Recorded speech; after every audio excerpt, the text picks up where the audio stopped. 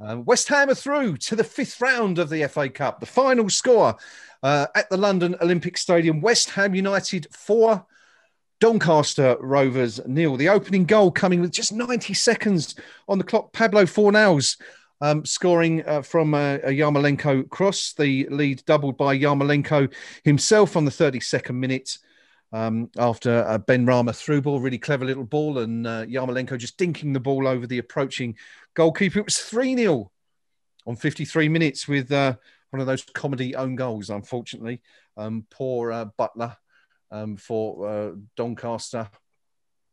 Andy Butler, that is, converting a Mark Noble cross, attempting to hoik it clear and just diverting the ball into his own net. And then the final goal of the game coming shortly after he'd come onto the pitch on 76 minutes. Afolayan following up from Ryan Frederick's shot to and a save and just tapping the ball home into an empty net to complete West Ham's afternoon with a 4th goal. Really well taken and comfortable, really, for West Ham. Immediate post-match thoughts. We'll turn, first of all, to the Pink Palermo for his summary. What did you make of what you saw out there today, Pinky? Comfortable win for our lads. I mean, no doubt about it. We were right at it from minute one. A goal in 90 seconds with Fredericks turning on the afterburners to get down the right flank and put a peach of a cross in for Fornals to bury. I mean, ultimately, there was, the job was pretty much done there in terms of what really needed to happen. We set the tone for the afternoon, completely controlled the game. The last 20 minutes we were playing well within ourselves. Comfortable, professional job. And I think part of that is the message the manager sends out with his opening selection, making sure there's a decent team out there against, a third tier side. He said, you're good enough to win this. A blend of regular first team starters and those that are in the first team squad. And it sends the message to the players, go and win the game. And they did just that. Good professional job by West Ham. And dare I say it, unlike West Ham. It's a strange season now, riding high in the league, trying in the cups. Who knows? We might win the Euro Millions and have some money in the bank. Thank you, Pinky. Rio, I'll turn to you next for your post-match thoughts, immediate thoughts on what you see this afternoon. West Ham cruising through to the 5th round of the FA Cup with that comfortable 4-0 win. Yeah, absolutely professional, as Pinky said. We've fallen and fell with lower league opposition far too many times as long as I've been on the planet. So it's just really, really refreshing to see us go out there and put in a performance which justifies our status. I think the early goal really settled us down, afforded us a little bit more ability to kind of play and take the game to them. We looked kind of relaxed. I think the bright sparks for me, I thought Fornals was excellent. But I'd like to point out the 2 youngsters who come on, not Trot, he didn't have a lot to do at all. Yeah. But Afolayan took the goal well, as Pinky's pointed out. He made an excellent run for that. He made a couple of really intelligent runs in his little spell on the pitch there. Baptiste went on for very long, but he linked up really well down the right-hand side with Yarmolenko. It's like 2 little more positives. They've had a little bit more first-time experience. They've equipped themselves incredibly well. But yeah, professional performance, almost on West Ham like in its execution. So it's great to see. Yeah, very much so. Thank you, Rio. And finally, for our immediate post-match thoughts, Bristol Hammer in the team today, bringing us good luck and enjoying, no doubt, a comfortable West Ham win. Yeah, professional today, utterly and totally professional. I think back to the game against Man City when we dumped a load of youngsters in and got absolutely thumped. This was the right way to bring youngsters into the team. You're winning, let them enjoy the day, let them enjoy the occasion, let them understand what it's like to play for West Ham, put the shirt on and do it in a way when they're not battered afterwards for the performance. So for me, great professional. And I'd like, I know Noom's not here, but in his honour, I'd like to pay tribute to the referee today. I thought had an excellent game, kept the game flowing. Little faux pas from the lines person. I still don't understand how he didn't flag that guy from offside at that point. But I thought they were great today, and I thought they contributed to the game, and I thought Doncaster did too. I thought they came at us, they kept going in the game and kept trying at least. So credit to all round today, and I think thoroughly professional performance. Yeah, I think that's the common theme, isn't it? Running amongst everyone, a thoroughly professional performance, quite un-West Ham-like in some ways, with that comfortable demolition, you could say, of League One Doncaster, who, of course, have bigger fish to fry for themselves this season in terms of trying to get into the Championship. They're currently fourth in League One, and that will be their priority. So no worries for them, really. They're not going to be too concerned by that. Briz, if we have to lose you shortly, then thank you. I'll thank you now in advance for joining us this afternoon, just in case the internet plays up down there.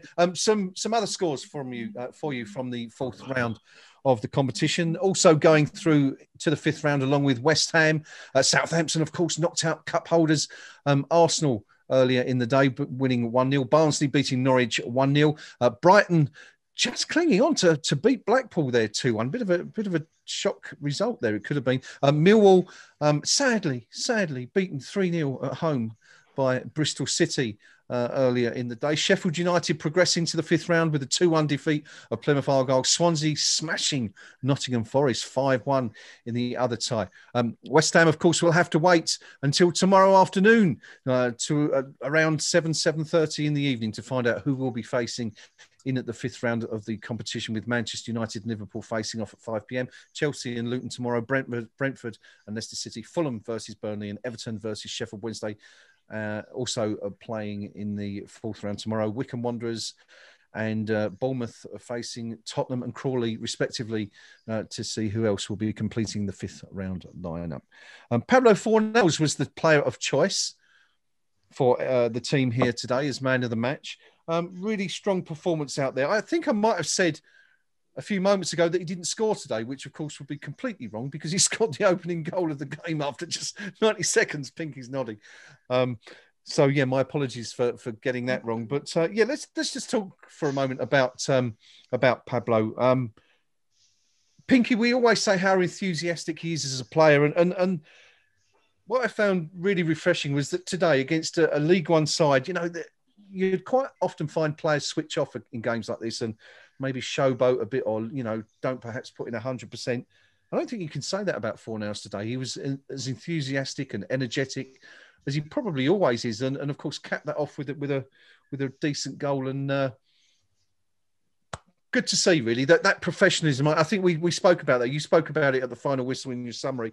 Professional performance by West Ham. You need professional performances from the players to give you that team ethic. And I think Pablo really sort of took that by the scruff of the neck today and sort of drove the rest of the players on in a way. And really strong professional performance from him out there. Yeah, I mean, he's got the legs to, dare I say it, lead from the front. He can walk the talk.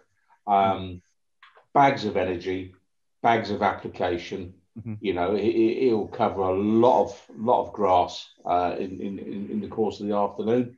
And as I always like to say, he plays the game with a smile on his face. He looks like he wants to play. Yeah. He looks like he's enjoying it. He looks like he's going, "Oh, thanks, Mr. Moyes, for picking me again. I'm going to try really hard for you this afternoon." He's happy to be here. And you think of, in the not too distant past, we've had one or two players that, I've got a face like a week of nights. Oh, God, 60 grand a week, and now they want me to play football kind of attitude. Yeah. Whereas Fornells, you very much get the impression he's one of those guys that say, "Do you know what? He'd be happy playing for, jumpers for goalposts kind of approach." So I thought he's terrific today in everything he did. And the fact that it's from the first minute, it just sets the tone, gets stuck into them straight away. Don't let them settle. Don't let them get comfortable. We got the early goal. How many times have we seen West Ham United go 2-0 down before we start playing? But not today. And I think that's a credit to both the manager and coaching staff, but the players on the pitch as well. I mean, players who I'm quite happy to criticise, the likes of Yarmolenko, did okay today in what he had to do. So he was fine. Ben Rama, again, I've got real doubts about his decision making, if I'm being honest. Yeah. But he looked an attractive enough player to watch today, as he should against this level of opposition. But But overall today, you've got to say 4-0 was undeniably the pick of the bunch. And dare I say it, he's playing well enough that never mind us all being worried about Declan Rice being poached by other clubs. It's only a matter of time before someone picks up the phone and said, that young Spanish lad you've got, any chance? Because he is a very good footballer. There's something about him that I think that I like. Yeah, he's a good player. Like him. Yeah, I agree. I'm a big fan, big fan, and I think another big fan of his is Rio. I think we're all sort of in agreement about Pablo Fornals. Well, what do you make of that point? That's an interesting point from Pinky there, isn't it? That maybe someone is watching. We've heard speculation about Diop in the past, and of course Thomas Souček more recently, but going under the radar a little bit, isn't he, Pablo Fornals? And would you be surprised to see perhaps someone, one of the bigger Spanish clubs, perhaps come in and sort of make an inquiry in the summer? Not at all, because as Pinky said, not only has he got ability on the ball, his teamwork, he's exemplary. He does the work of 2 or 3 people at times. Yeah. He's got everything you'd want. He looks like a team player, someone who'd be brilliant in the dressing room, which a lot of teams nowadays, a lot of recruitment specialists look at players, not only their ability on the ball, but how they integrate into squads. And he come into the West Ham side. He had a little bit of a rough start, but he looks like he's an absolute fulcrum. He looks like he's loving life over here, loving playing football. He plays, as Pinky said, with a massive smile on his face. He actually wants to be out there. He wants to be make an impression. Wants to be creating for not only himself but his teammates. And that kind of mentality will go a long way. But he's got the ability to back it up as well. He'd be an asset to any club. He wouldn't surprise me. There's a number of our players who wouldn't surprise me to be sniffed around by a much bigger fish than us. And Pablo's one of those. Just actually, something you said there sort of made me think. You mentioned about how he could be a big influence in the dressing room. I just wonder what sort of music he'd be into. Do you reckon he's like an EDM fan, drum and bass, likes a bit of metal, maybe a bit of traditional Spanish flamenco? What do you think he'd bring to the dressing room? There's going to be a bit of Spanish dance music out there somewhere, isn't it? So, it's Spanish not my cup of tea. Well, I don't know. No, it's not my cup of tea, but it's going to be a cross between a bit of Julio Iglesias and the KLF. There's going to be one of them kind of mashups out there somewhere, isn't there?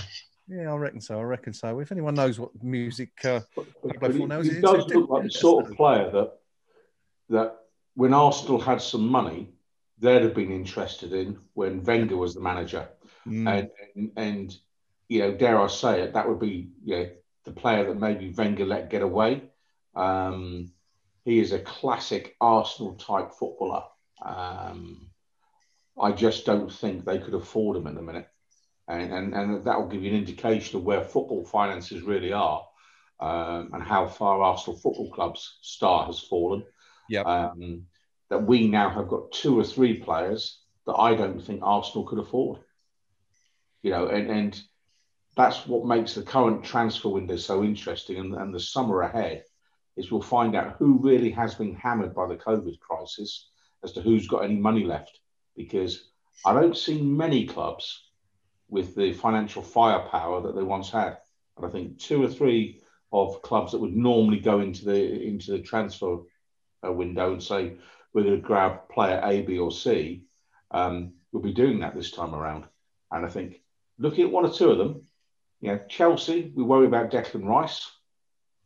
They've spent a huge amount of money on players. And I know they'll say, well, it was just the hazard money that we've recycled. But I do wonder if they've actually got the asking price for Declan Rice. And there's 2 or 3 of that sort of so-called top 6 who I don't think have got the readies. I just don't think they've got the readies to even come and raid West Ham United for our star performers. So interesting times ahead. Yeah, very much so. Everyone, of course, struggling at the moment, and we know West Ham are in desperate financial straits, given some of the comments that we've heard and reports we've seen in recent days and weeks in the media. Coming back to today, we've seen 3 young players get their debuts, been granted their debuts. We saw, the goal scorer, Afolayan, come in, Jamal Baptiste and Nathan Trott, all three hadn't played for the first team before in a competitive arena anyway, and all given their chance today. They're not, of course, the first youth players to be given a chance by David Moyes. I mean, we've seen Harrison Ashby, Manny Longello come in, Elise and Jeremy Ngaki, of course, was given his debut by Moyes. Never really struck me before as the sort of manager, Rio, that, would give youth a chance. But he's certainly looking at everyone we've got in the academy, isn't he, at West Ham, and giving them a chance where possible. Yeah, I mean, I think it's forced out of necessity rather than his usual choice, because normally you go out and buy. When he was at Everton, he used to go out and buy people, didn't he? Just like, even if you were just from not the most salubrious of clubs and most salubrious of players, but he used to buy people used to fit his system. Yeah. And not look at the youth too much. With us, I think it's done through necessity, really, because we're harking back to the financial status of the club, aren't we? Yeah. He's kind of forced to give the youngsters an opportunity. And so far, what I've seen, I mean, I've been quite impressed by quite a few of them. There's no one that's actually stood out to me as being someone that I wouldn't look again at. I mean, I said today that both Baptiste and Afolayan did really well in their very short spells. Harrison Ashby early in the season looked very accomplished when he came and played. And the others, no one stood out as being particularly poor. They're all worth another go. Mm-hmm. And I think because of our financial situation, they're going to be afforded more opportunities to prove themselves. Yeah. Thanks, Rio. Do you go along with that, Pinky? Do you think that, we're going to see more of the youngsters come in to fill up these obvious gaps in the squad, and B, that Moyes is forced by necessity to sort of look, down the ladder, as it were? Yeah, and necessity is the mother of invention, and I don't think Moyes is alone amongst top managers in having to do that. Arsenal's recent revival has coincided with Arteta introducing a few youth players. Yeah. Even, Solskjaer at Man United, when he brings on Greenwood and players of that ilk. So for West Ham United to do it, no real shock. 3 on the pitch at the same time is a big moment. There's been no doubt about that. Yeah. But there's a lot of clubs out there, on the continent in particular, who with their academies will have as their set goal for the reason the academy exists is to produce one first team player per season. And they say that's what the academy is there for. That's why they fund an academy. That's its mission, for want of a better phrase.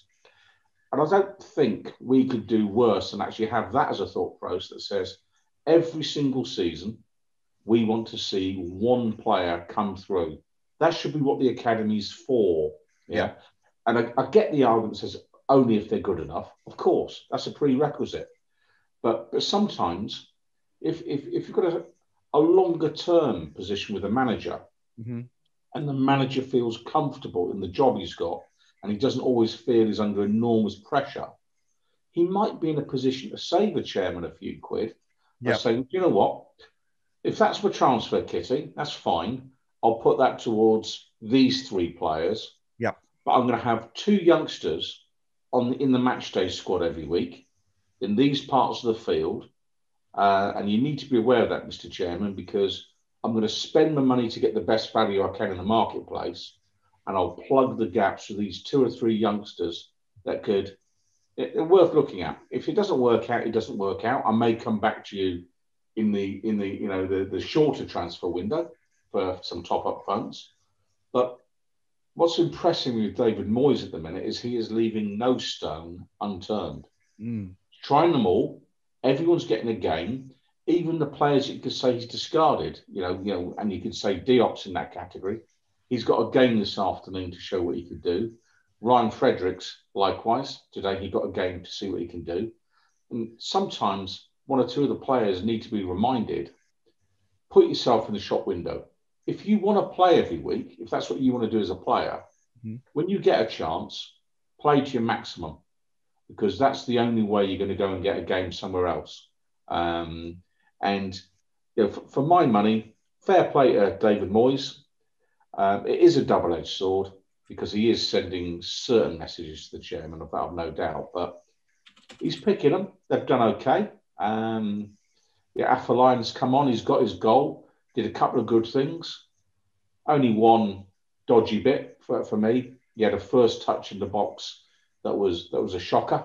Yeah. And he'll find out that if you want to step up to the Premier League, that first touch, that's what gets you the goal. Yeah. You ain't getting a second touch in the 18-yard box. Mm-hmm. And it's whether or not the club feel he'll actually have a good enough first touch. That instant, bring the ball under control, bang, and it goes. But I wouldn't be too harsh on him. He's had, 20 minutes to show us what he can do after 3.5 years. I don't know. Maybe you give him another year. Maybe you sell him. Maybe he just gets released. But the fact of the matter is, for David Moyes today, if he hadn't gone with those three, what were his other options? That's kind of the point. And it's threadbare. I understand the club is skint. But when haven't we been skint? And can the chairman tell us all when we won't be skint? And we will always be skint if he keeps taking speculative £30 million punts on a player the manager clearly hadn't down as a priority. Yeah, very much so. Thank you, Pinky. I was just thinking there while you were talking about the last occasion on which 3 academy players made their debut in the same match. And I think it's got to be Forest, hasn't it? Yeah, it would be, yeah. I don't know. Different circumstances. Yeah, well, yeah, exactly. Yeah. Sorry, Rio, you were going to interject there. You were going to... The only other occasion I can think it might have happened is the Macclesfield Cup game at home when we beat them 8-0, because we brought on a few lads at the end. But, apart from that, definitely Forest. When was it, about 7 or 8 at the same time, wasn't it? Absolute crazy, carnage. wasn't it? Madness. I think we started with, was it 5 or 6 debutants that day? And then, of course, as Rio says, brought 1 or 2 more on. But, I mean, the mother of all necessity, Pinky pointing out there, I think it was. But 3 debutants in the side today. Or, not Rio. Sorry, coming in there? Definitely Macclesfield. It was Macclesfield. Who did we have that day? I'm just trying to look down at the team lineup. But we had, I know Joe Powell, Connor Coventry come on. Diagana, one of his first starts, it may have been. Yep. And Declan come on very early as well. But yeah, that wasn't his debut. But yeah, I think it was Coventry, Powell, and Diagana. So there you go. There you have it.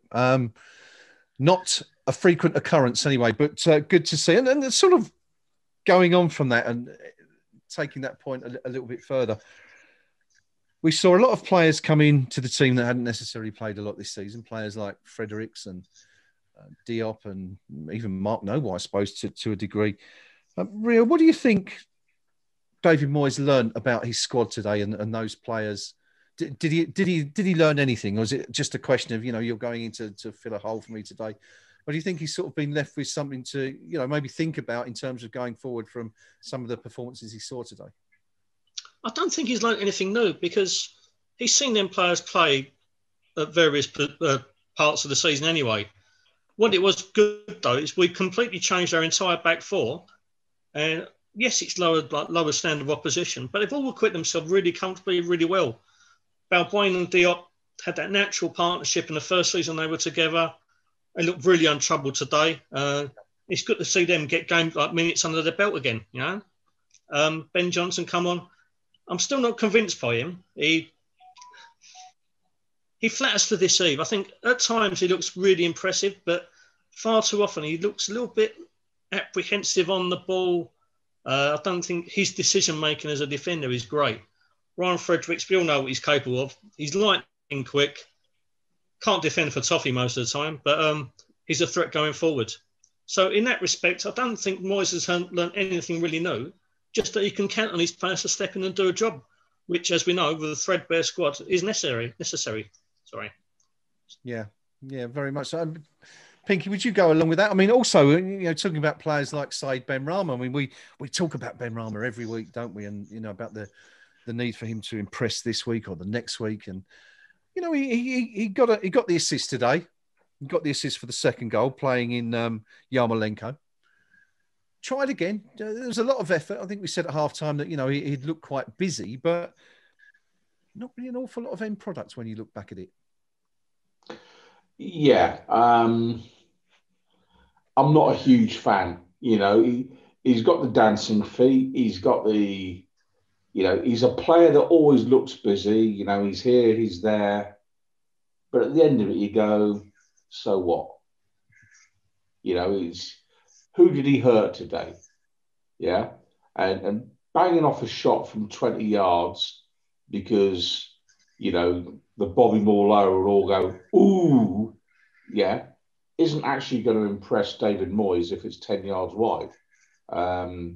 And he does an awful lot of that. He also, in my view, takes a lot of poor decisions. And that's usually about hanging on to the ball when just a quick release is the better option. He's not alone in that, I think it's fair to say. But for me, my concern with Benrahma is he's 26. Yeah. Yeah, or rather, he will be 26 in August, I think it is fair to say. And for £30 million, you want the finished article at that age. You don't want someone who's still learning how to play the game at this level. And again, it's a player that I'm utterly convinced has been bought by the chairman for the wrong reasons. He's been bought because an agent has said, you want a player, Mr. Sullivan, his supporters will love. Let me tell you what I've got for you. Oh, I just happen to be his agent, yeah? And just for a modest 30 million, we can secure services, but you'll only need to put down a few million now, kind of thing. And the whole thing about it, the lack of a ringing endorsement from the club's manager, who were told yesterday in an article by Jacob Steinberg in The Guardian that Moyes actually has a 12-month option, I think, on the back of his deal. So yes, apparently so. Well, that was interesting, wasn't it? Because I'm not sure that's ever been revealed before. No, it hasn't. And I'm not sure whether it's Moyes' option or the clubs, or they both have a thing. So or it might just be what they've agreed to tell people to take the heat out of that particular argument. So clearly that manager and chairman have some alignment there. But the concern for me is when the manager is giving interviews to the press and what have you at the minute, he's saying spent money wisely in the transfer market on Souček, Bowen, and Kufal. No mention of Benrahma. Yes. And do you know what? Benrahma can read the papers as well. Benrahma can see, the interviews in Sky Sports as well. And he'll be looking at that going, the guy that picks the team isn't actually on board with my presence here. Okay. And that's the real sign of, well, are the chairman and the manager really aligned? And this isn't healthy. And I know I go on about it an awful lot, but you've got to say, if you hire a football manager on a couple of £1 million a year, whatever David Moyes gets, and he's managed football teams for about 900 games, and he's worked as a professional his whole working life with professional footballers, he might know a thing or two about it, and certainly more than the guy who had a very different career for most of his life. And he just happens to have the ability to use other people's money to fund his football club. And we've got the wrong person spending the club's money on the wrong targets still. And to those that say it doesn't matter, well, it does matter because we haven't got any money left now. And we've got one striker at the club, Mikel Antonio, and 19 league games and 4 or 5 cup games left to play this season. How can it be? Yeah. So for me, Benrahma, no. Flatters to deceive, shouldn't have bought him, and certainly the person who appears to have bought him most definitely shouldn't have bought him. And that's my point, really. Yes, and of course, not just that, but as you pointed out, the club's still indebted to Brentford to the tune of probably around £25 million, which is money they're going to have to come up with at some point this year before we can even, fund other players. Do you think, sort of on that, Pinky? Sorry, Rio, I'll come to you in just a second, but just continuing this theme with Pinky. Do you think the club aren't going to bring anyone in January? Do you think it's likely that that there really isn't any money there, and we just can't afford to do that? No, I think we'll bring a player in. I've been saying Giroud all along. I think he's the player that's going to arrive, because I think Chelsea will be looking to cut their payroll and cut their player roster, I think is the modern phrase. So would you say we're going to bring him in on a permanent basis or on loan? Yeah, I think so. And I think we'll end up giving him an 18-month contract. Okay. So back end of this season and all of next. And in the classic Sullivan tradition, well, it's wages only. It'll be, well, we'll just give him Haller's wages. There you go. Okay. And I think that's the deal that'll come, purely because we'll probably get him on a free. And there'll be some vague chat with Chelsea about, if Declan Rice was ever available, we'd make sure we'd take your call, kind of thing. Yeah. As if we could stop the phone ringing. But I'd expect Giroud to arrive. And I know there's not an awful lot of paper talk about him, but I can't see us paying a fee for a striker. I don't think we've got the money. I think the bids that are being made are kind of like me going up to Miss World and saying, do you fancy a date, love? It's likely. Do you think they're being made, though? Do you think they are being made? Do you think that that's genuine, or do you think that's just, the club putting stories out there? I think they are being made in the same way. We've seen this before with, the Carvalho transfer where it's Mickey Mouse bids. It's a bit like me applying to West Ham for the manager's job every time we sack a manager. Yeah. We've had an application for the manager's job from the Pink Palermo. I could say I applied, but it's not really an application, is it? Okay. And I think they're the kind of bids we're making. Okay, good stuff. I mean, Rio, would you go along with what Pinky's saying there? I mean, do you see, the club being restricted to free transfers and cheapies rather than, really going out and spending that money that we thought we'd got from? And this is the ludicrous thing, isn't it? I mean, I think we forget also, here we are without a striker on the books. I mean, people will tell me that Michail Antonio is a striker, but Pinky pointed it out earlier in the stream, way back in the first half, that here's a guy who came to the club as a right wing back and was converted as a winger and now a striker.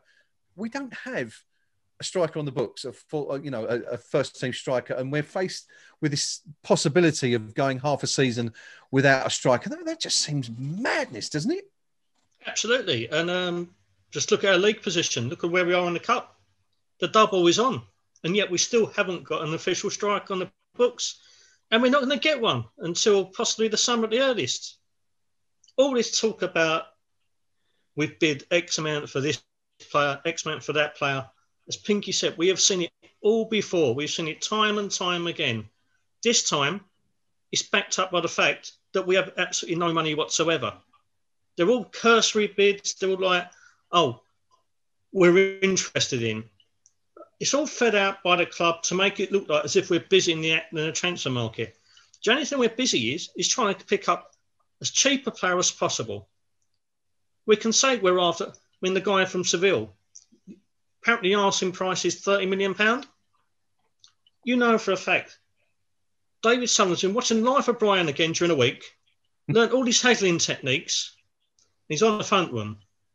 How much do you want, mate? 30 million, we'll offer you 12. 30? Oh, wait, I'll make it 14.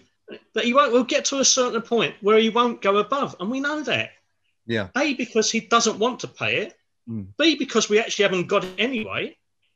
And C, because he's got no interest in augmenting the squad and bolstering it, despite the fact we clearly need the numbers. He's looking at the league table, looking at the finances and thinking, we'll make do with it. It'll come when it comes. In the summer, let's see where we are financially. But we all know damn well that it's going to be probably the same position we are now, if not worse financially. Now, there's a lot of talk in the press. There always is when he's not in charge. There's no real substance to it.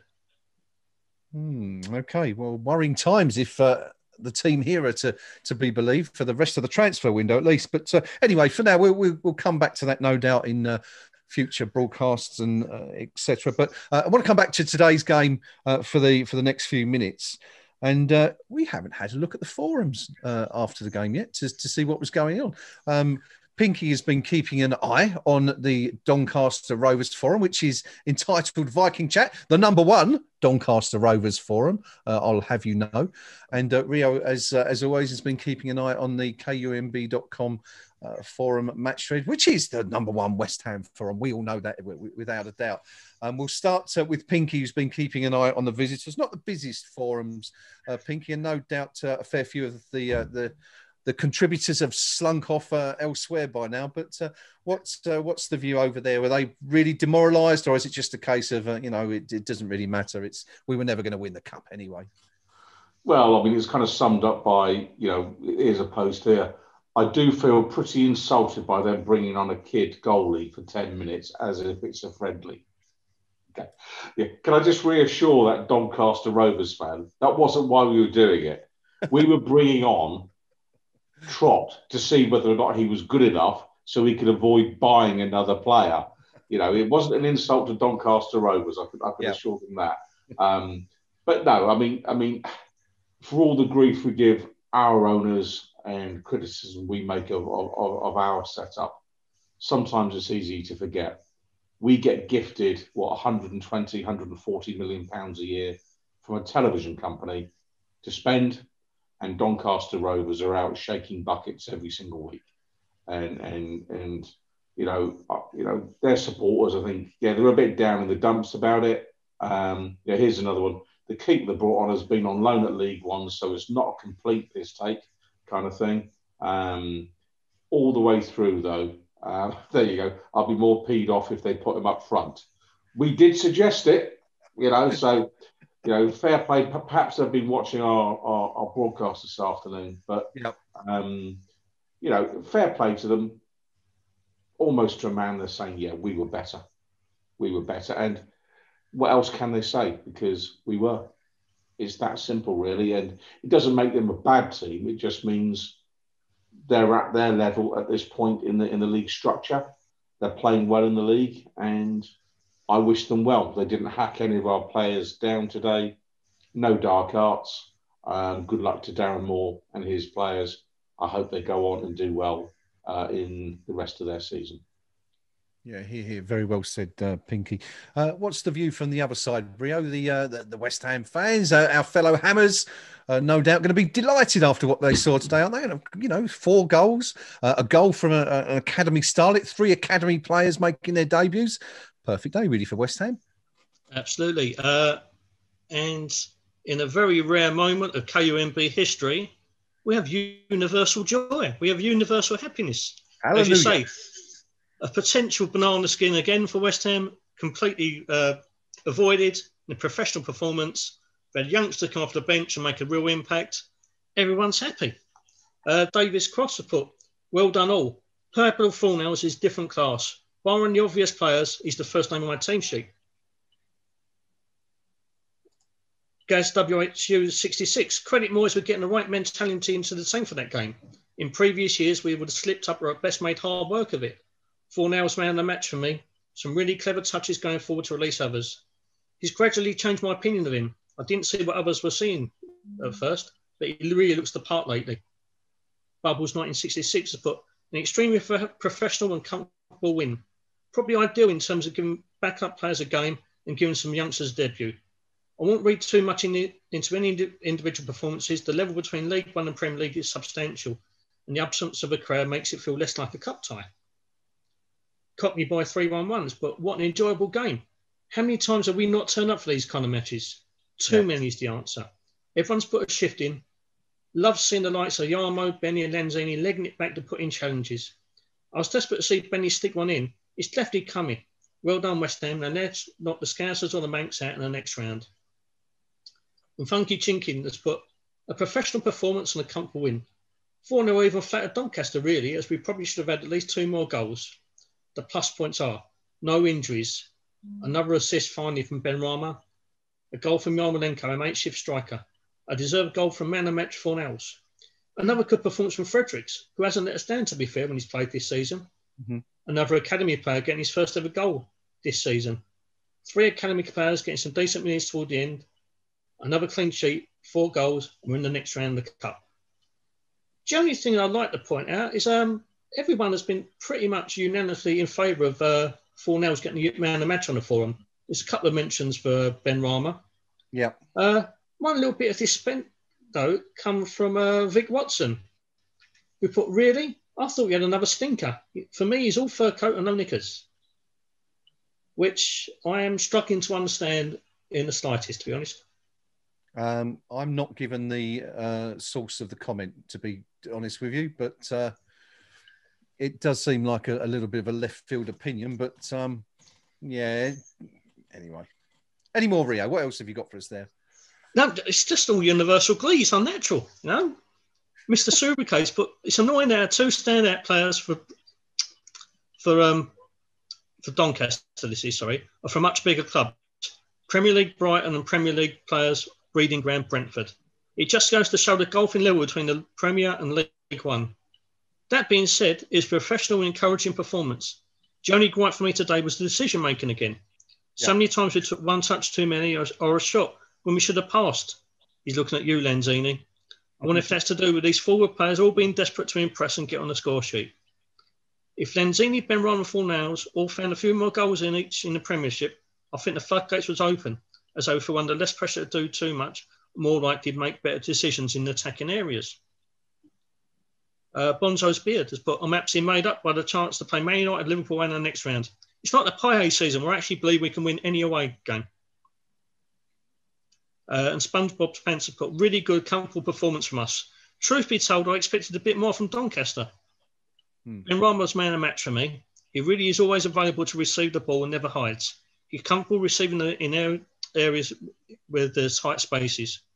I thought he made some really good passes today and some really good moments linking up with Manu. Yarmo was pretty good up front too. The lad who come on from Doncaster was really good, the central midfielder. Played some really nice passes. I think the commentator said he was one-on-one from Brighton. Yeah. So, yeah, there's a couple of players from Doncaster team today. Despite the fact they lost 4-0, who really impressed us when we touched on the keeper. I thought their number 5 had a decent game, really, despite the fact that they lost 4-0. And the midfielder who come on, the Brighton lad, again, looked pretty comfortable on the ball. And I wish them well for the rest of the season. They played quite well today. When it was 3-0 down, we kind of sat back. They kind of opened up, relaxed a little bit, and they showed some really nice touches. So, yeah, I wish them all the best for the rest of the season. Yeah, Pinky, what's your thoughts on Doncaster's performance today? Were you encouraged by what, I mean, if you're a Doncaster fan, do you think there was, some things there you'd have been pleased with? Or were you sort of a bit disappointed with the way they played? They perhaps did seem a little bit resigned to defeat, but I guess it's always difficult when you go away to a team 2 divisions above you and you find yourself behind after just 90 seconds. I'll be honest, I thought they'd played well within themselves as well. I thought there was a lack of application from them, certainly after the second goal went in.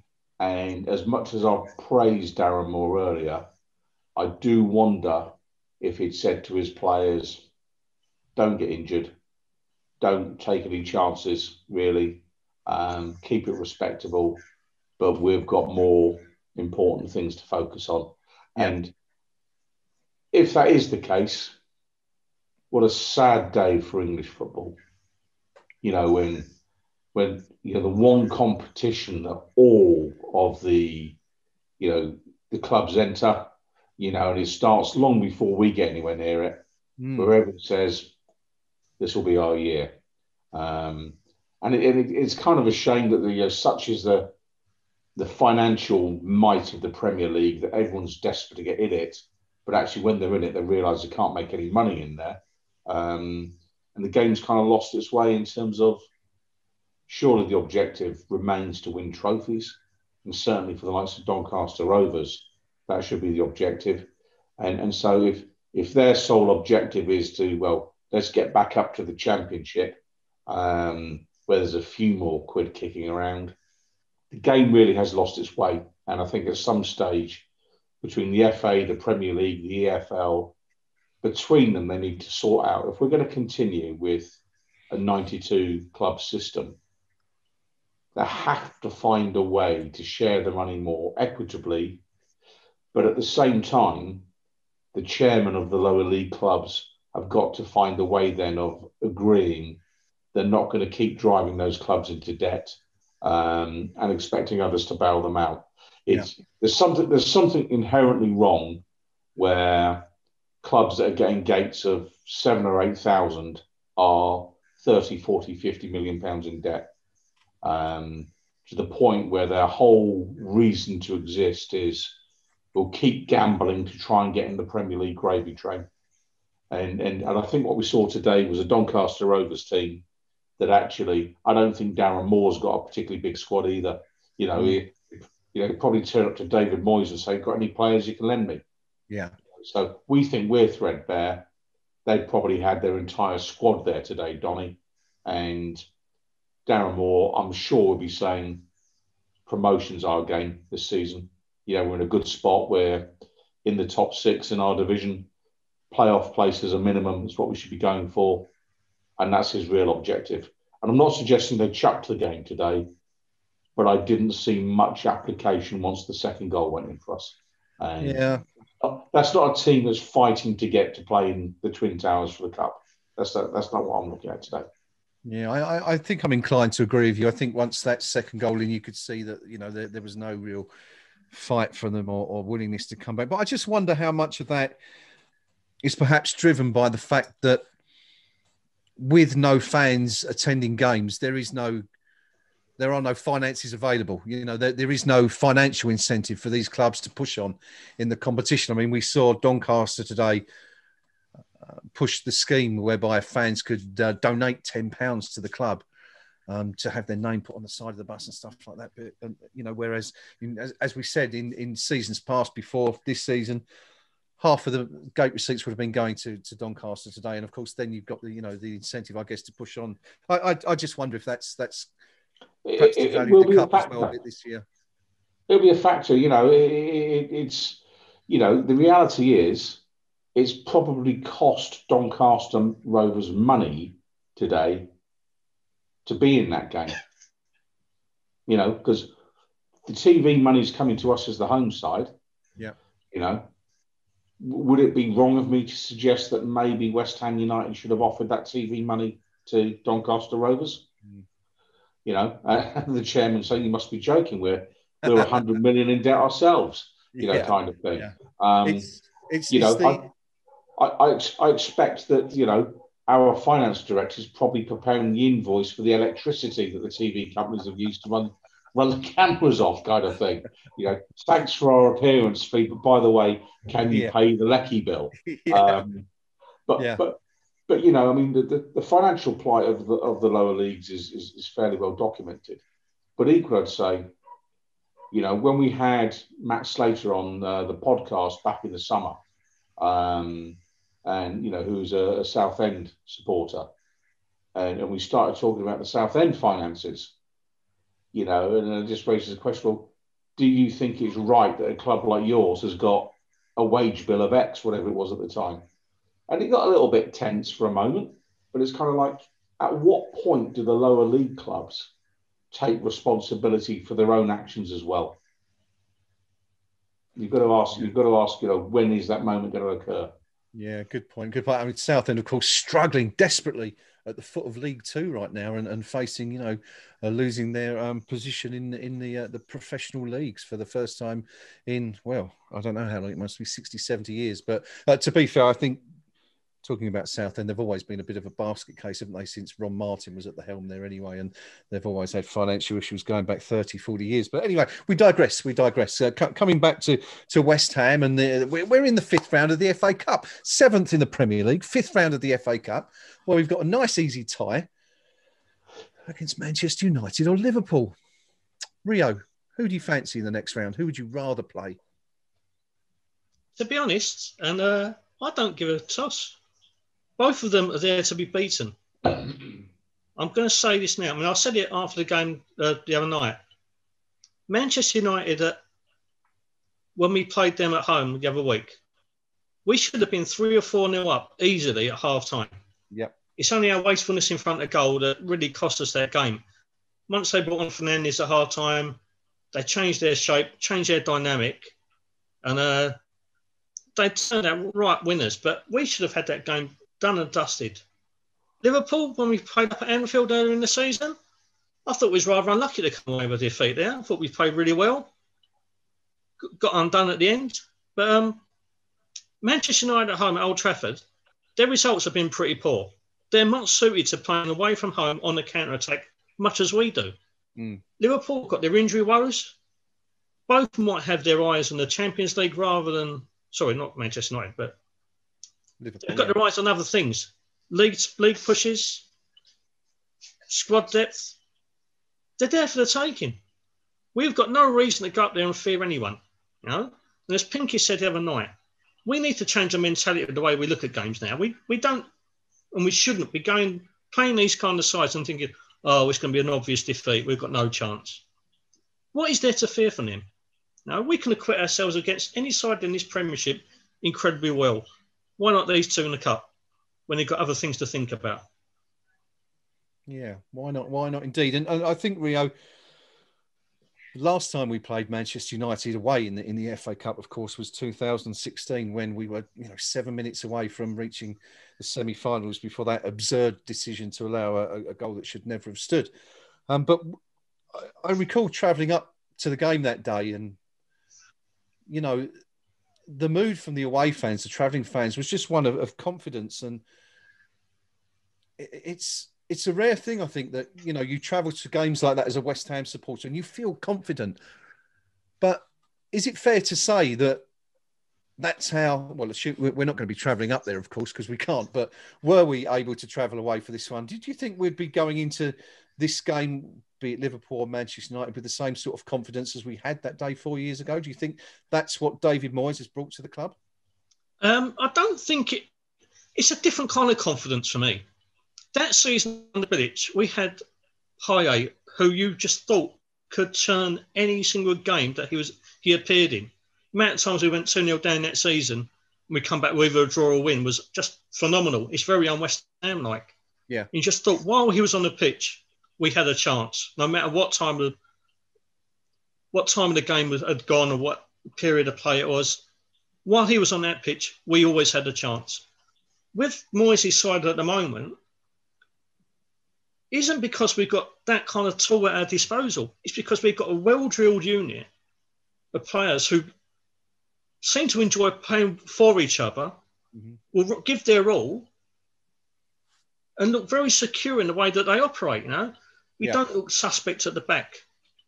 Look very well-drilled. We'll fight for everything. It's not the most exciting football at times, but as a unit, we work it just works really well. There's this mentality that we don't have that unique flair player who just make the game turn at a click. But we have got the tools at our disposal to win any single game that we come out. Yeah, very much so. I kind of disagree with you in a sense there, because, I quite enjoy watching us play as a solid unit. I like coming away. I'm looking at the match stats today, and this isn't unique. This could be applied to the last few weeks, but I'm looking at the match. All right, the possession is quite a unique thing. West Ham 67% to Doncaster's 33%, but shots, for example, West Ham 20 shots today, 12 on target. Doncaster 4 shots, only 2 on target, and we've seen this quite a few times.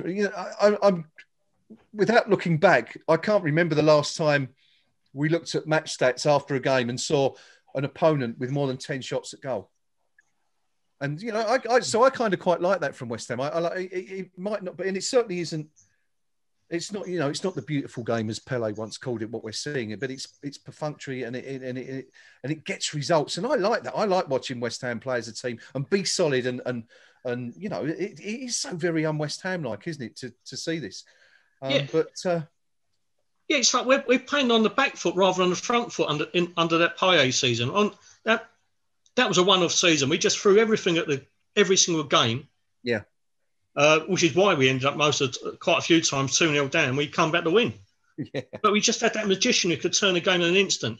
Yeah. This group of players at the moment just not seem to gel as a squad, and they work their nuts off for each other. We've got likes of Fornals, who's got all the ability under the world, but does the running of 2 or 3 players. We've got Thomas Souček, who isn't the most elegant midfielder, but he defends well. He's always seems to be in the right position when he comes to set pieces, and we capitalise on them quite a lot now. We never used to do that. No, it's the same. It's optimism, but in a different kind of aspect of it. You know, it's completely. It's like 360-degree turn. Yeah, I get that. Of the way. I mean, I'm optimistic, but not for the same reason I was then. Okay. It's the goal difference that tells the story.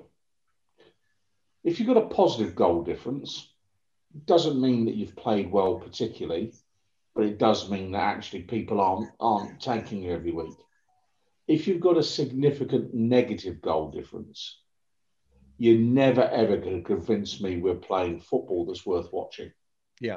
Because I've yet to meet a West Ham United supporter who goes, great, another 3-0 defeat, and I enjoyed that. And then the following says 3-0 defeat, and I enjoyed that. And the following says 3-0 defeat, and I enjoyed that. Once you start racking up spirit-sapping defeats week after week, and the goal difference just keeps mounting against you, no one's enjoying it. And I don't care if you've got Pele, David Silva, and Kevin De Bruyne in your starting lineup. Once you start getting 14, 15, 16 goals negative in your goal difference, it's not good to watch. And therefore, the argument of style and substance disappears quite rapidly. Yeah. At the minute, I think we're okay to watch. I think at times we are very good to watch. Other times, a little bit ordinary. But we're 7th, and we're not parking the bus. I'm not having the fact we're parking the bus. Having 2 players like Rice and Souček shielding your defence is good football. If you've got them, you play them. Why would you not pick the pair of them? Mm-hmm. So the only debate is you say, would you play them as 2 in front of the back 4, or do you say you have a 4-1-4-1 or whatever it may be? But actually, Souček, he'll chip in this season probably with 6 or 7 goals. Yeah.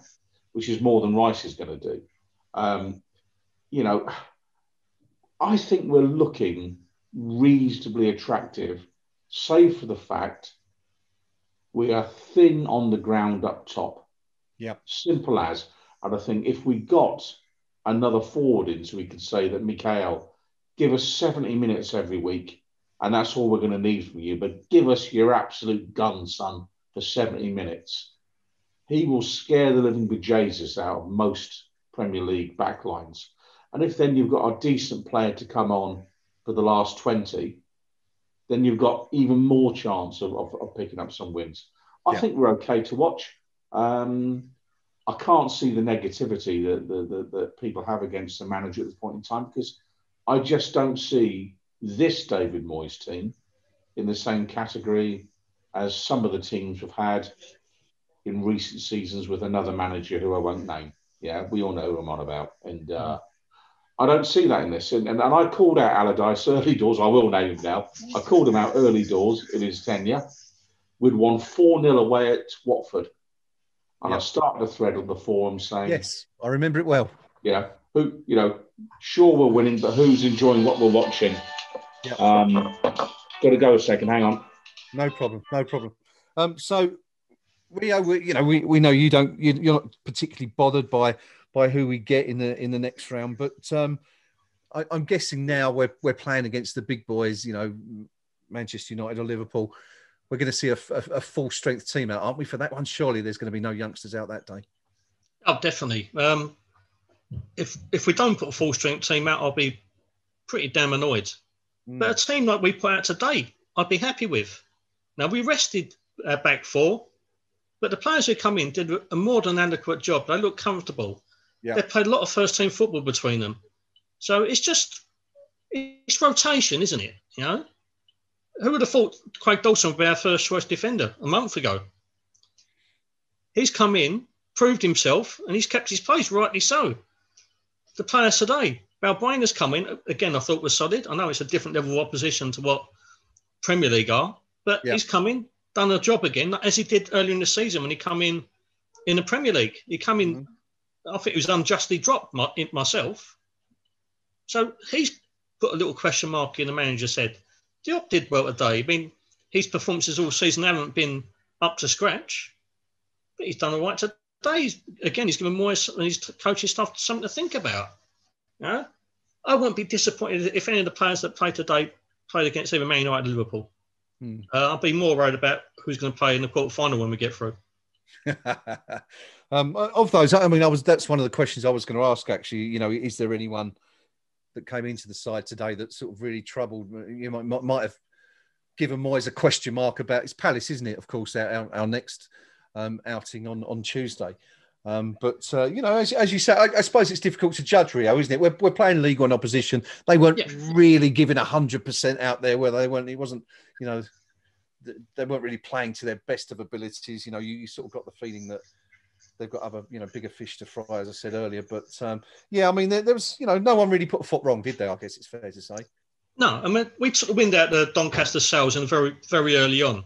Yeah. Which, without any fans in the stadium to try and affect the mood of the players and their kind of mentality, it makes a massive difference. They've got no one to cheer them on, spur them on. I mean, if we'd have been 2-0 down away from home in the cup at a ground, say at Manchester, Old Trafford or Liverpool, you know, and we've been in the ground ourselves, 5 or 6 West Ham fans and West Ham fans up there, we would have roared that team on and spurred them on.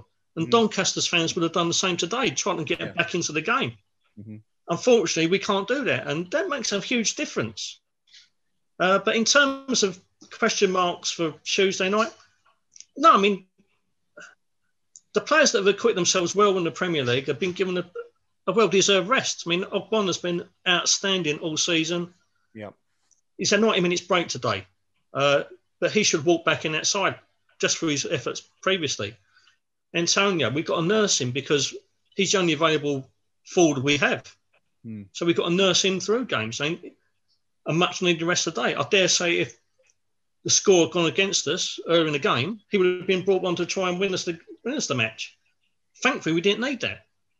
So it was more for me about the players who've earned a well-earned break, weren't called upon because the rest of the team who did step in did so well, you know, and performed so professionally. The only person I would change, and Lanzini started on Tuesday night. Yeah. I don't see it can drop 4 hours. Declan Rice comes in because he's by far and away our best player. 4 hours must start again because we saw the impact he had today. And like I said, his work rate, his ability, for me, he's one of the first names on the team sheet. So I'd bring him in for Manu, who did okay today, but didn't impress overly. Didn't think he had a particularly good game on Tuesday. So that'd be only changes to make. So for you, is it more a case of rather than players playing themselves into a place, it's more like, you know, 1 or 2 might have played themselves out of a place, perhaps? Yeah. The natural names who are first choice on the team sheet, Ogbonna, Rice, they walk back into the side. Yeah. Manu has had 2 opportunities. And like I said, he's done okay, but he hasn't performed to what we knew he was previously capable of. And he hasn't looked like doing that for quite a long while now. Yeah. So for me, Fornals, who's come in, he's the one who's put the question mark in Moyes' mind for me. Okay. But he's been a regular most of the season. Had a well-earned break on Tuesday night. He deserves it. He deserves a place to come in against Palace. Okay, good stuff. Thank you, Rio.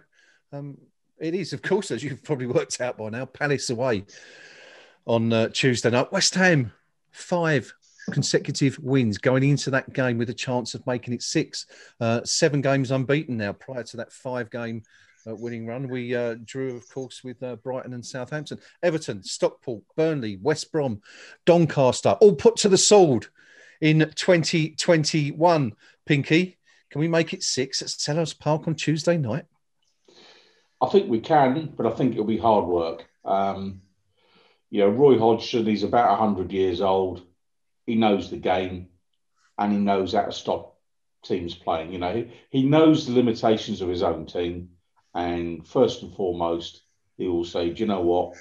We start with a point. Let's make sure we hang on to that. So he is a manager I would most definitely put in the Allardyce bracket in terms of thought process, which is first job, make yourself hard to beat. So that's where Roy Hodgson's going to be coming from. Okay.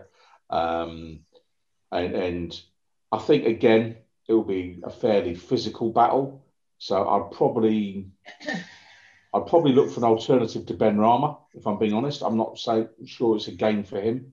The question of, do we have an alternative to him at this point in time? Can we get 11 players that can take a more robust English kind of game that I think we'll see on Tuesday? I certainly see the likes of Rice returning. Ogbonna's going to return. Cresswell will start. Kufal will start. Fabianski picks himself in goal. Antonio picks himself up top. So really, the options boiled down. Bowen will play. It really is a case of, does Lanzini get a game rather than Ben Rama? And I think maybe Lanzini will stay at the expense of Ben Rama. But I certainly see Fornals playing. So, ultimately, we were very, very close to the point where 9 of the 11 picked themselves, certainly. And that's a good thing, isn't it, Pinky? Because, obviously it shows that you've got a settled team and they're all playing well. It's a good thing in the fact that the 9 that are picking themselves are all decent players. It's a bad thing if the 9 that are picking themselves, the 3 of them are crap.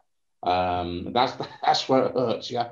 But the 9 regular first team starters, you could say they're the players the manager trusts.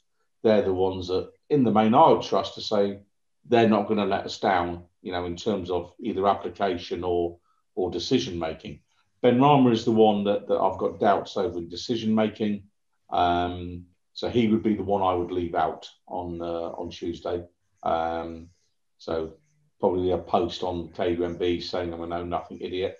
But I just think against the likes of Palace, who we know what Wilfred Saha is going to do.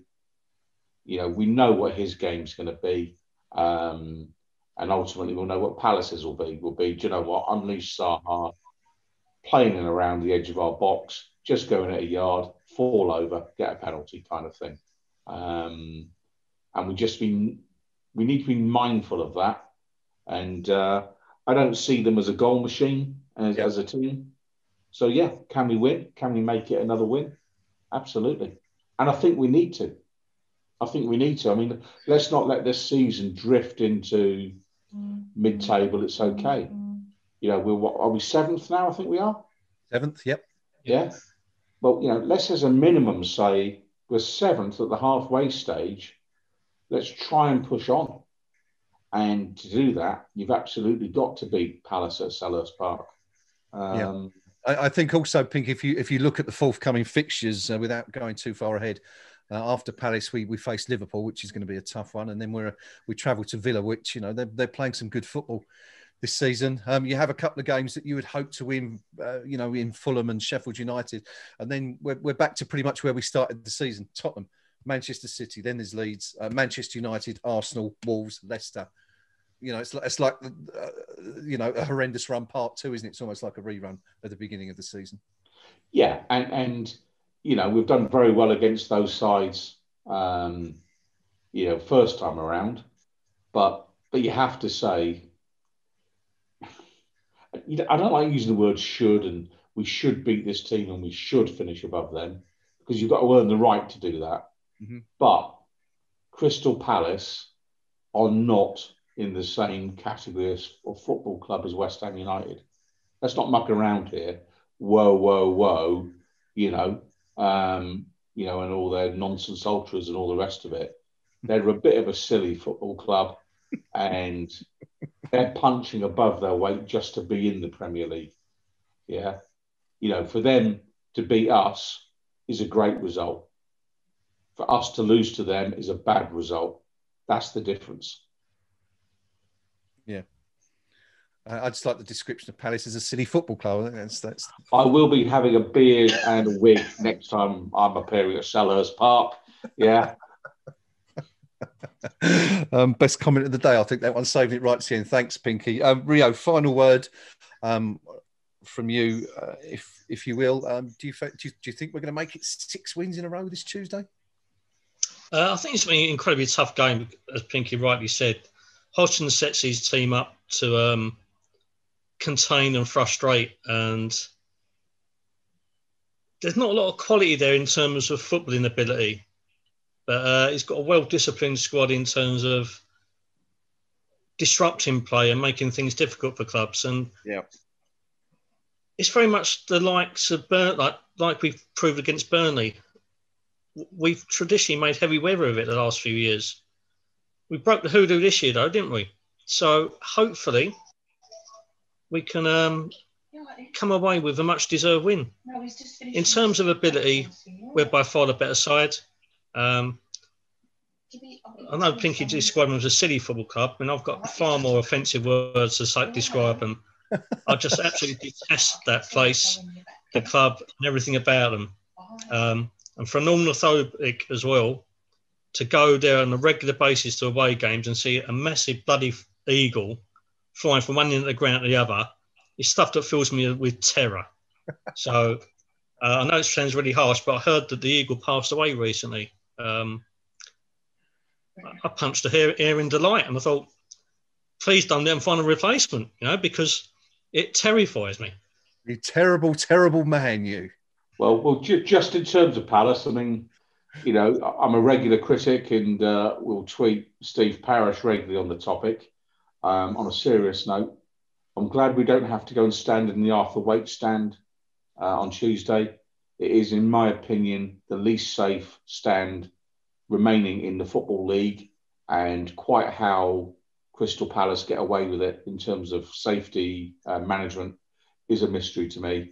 And I think, it's the one game I don't enjoy purely because of that stand. And I was relating this tale, should I say, to my good mate Danny Gray, if you're watching this at all, mate, hello, who has barely missed a game since the late 60s. I think he's missed us 3 times home and away since 68, something of that ilk. And I'm there giving the Arthur Waite stand an absolute pasting one day, and he just turned to me and said, I remember when they built this stand. So there it is, ladies. Kind of put me in my place a touch. So if you're watching, Danny, I hope you're well, mate.